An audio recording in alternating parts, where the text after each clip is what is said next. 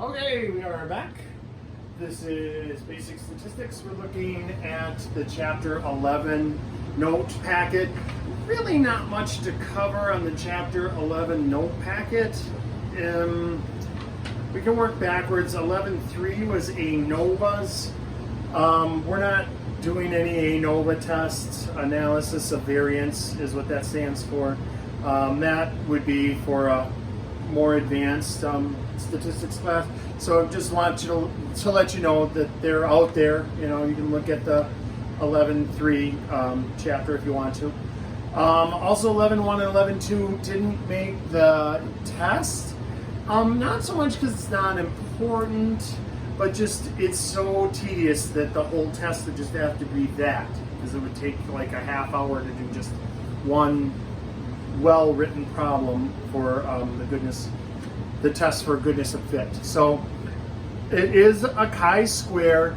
What you do when you're doing a chi-square test for goodness of fit is you take what you observed, so there's a prediction model involved, but what's observed minus what was expected, and then and square that, and then divide that by the expected value, and then you add all those up, and that gives you your chi-square statistic. So in much the same way that we've done all these other hypothesis tests, where there's a null and an alternative hypothesis, and then a curve, it would be a chi-square curve, you would test these things. So if you take a look at page 2, they have class frequencies, z-scores, percentages, expected frequencies. On the second one, they have it's a contingency table, it's called, where they have the total, Republicans, Democrats, Independents, and then grand totals. And so they have expected values, and then we would take this like after an election and look at the expected values against the observed values. And then you would see where was their disparity, if any, you know. And so they do this all the time. This is using statistics with prediction models. This is where some of those stats come from, like it's been in the news a lot about like promotions.